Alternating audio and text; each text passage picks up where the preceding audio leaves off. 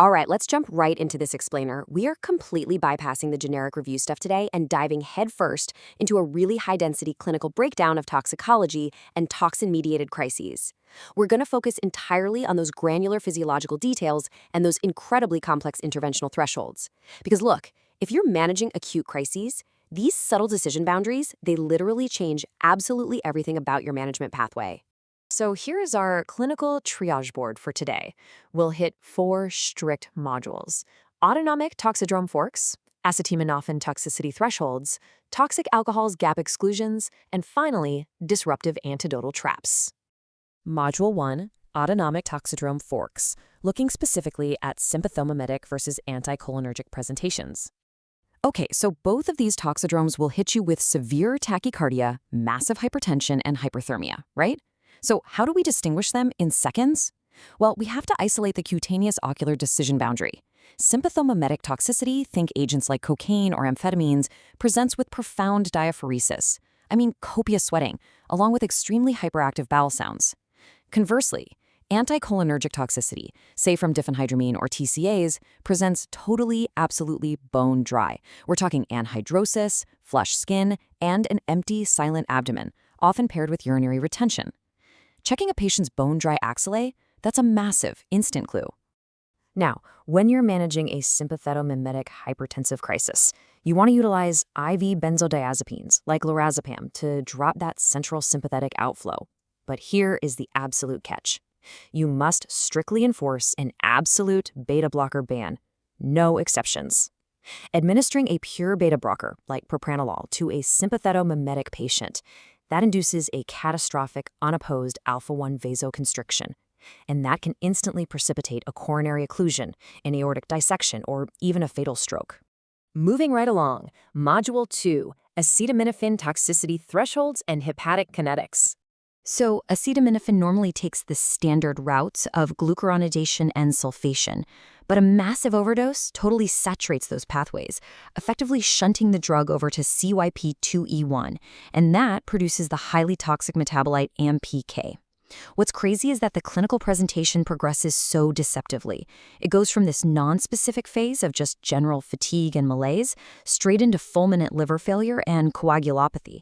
Because the window is so narrow, our absolute decision boundary relies entirely on the 4-hour kinetic rule. You have got to draw a serum APAP level strictly at the 4-hour mark. Anything earlier is just uninterpretable because of incomplete distribution phase kinetics.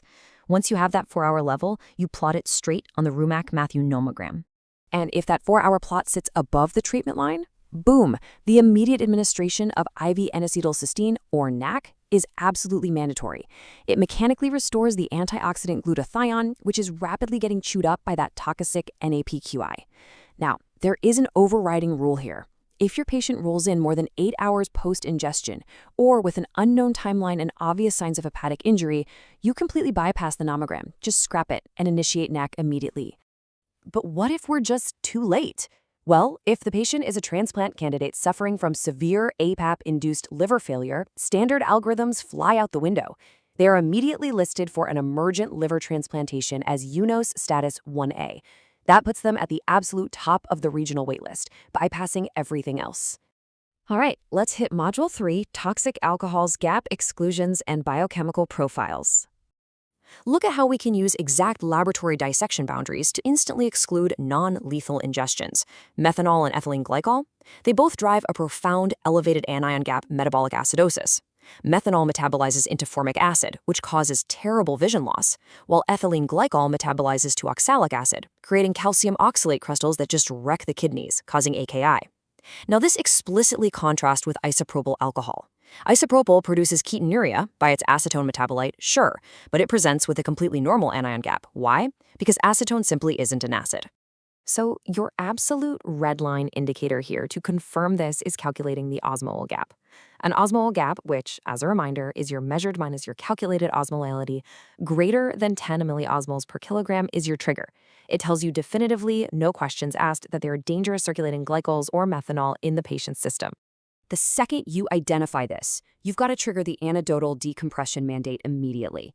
You must start fomepizole, which competitively inhibits alcohol dehydrogenate, to halt that toxic metabolite production. And by the way, it is vastly superior to ethanol for this. You'll also want to add calcium gluconate if it's ethylene glycol. Crucially, though, if severe acidosis or acute kidney injury persists despite this, you are mapping a direct, non-negotiable path straight to emergent hemodialysis. Finally, let's wrap up with Module 4, Disruptive Antidotal Traps and Clinical Reconciliation. When you're trying to reconcile these wildly complex toxidromes, it helps to instantly juxtapose the extremes. Picture the hyperthermic, hyperventilating salicylate patient who's complaining of tinnitus right next to the TCA overdose patient. That TCA patient is exhibiting severe anticholinergic signs and life-threatening cardiotoxicity, which is explicitly marked by a prolonged QRS complex greater than 100 milliseconds. Listen, whatever you do, do not misinterpret the labs in these critical states. Massive salicylate poisoning inherently causes this really disruptive mixed acid-base disorder called salicylate acid-base decoupling. Basically, it forces an early respiratory alkalosis through central stimulation, which is quickly followed by a profound anion gap metabolic acidosis via cellular metabolic decoupling in the electron transport chain. Recognizing this exact mixed state is a real game changer because it mandates immediate systemic alkalinization. And speaking of traps, this brilliantly illustrates a different kind of error we often fall into, missing the absolute obvious.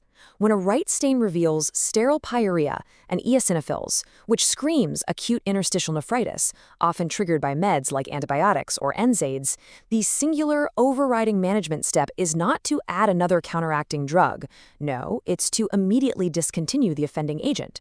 Systematically cataloging these mental traps saves lives, whether it's avoiding ethanol when fomepizole is sitting right there in the Pyxis, or making sure you don't misinterpret isopropyl alcohol ketosis as DKA just because you happen to see ketones. So I'm going to leave you with this final, highly complex scenario to chew on. Say you have an obtunded patient presenting with a QRS of 120 milliseconds, an osmolol gap of 15, and a profound acidosis. Which physiological mandate dictates your very first IV push? Are you prioritizing sodium bicarbonate for that TCA cardiotoxicity, or are you reaching for fomepizole for the toxic alcohol ingestion? As you encounter these overlapping clinical boundaries out there, you always have to ask yourself which singular, low-frequency variable dictates your first life-saving intervention. Honestly, that's where true mastery of clinical toxicology lives. Thanks so much for joining me for this explainer. I hope it was helpful.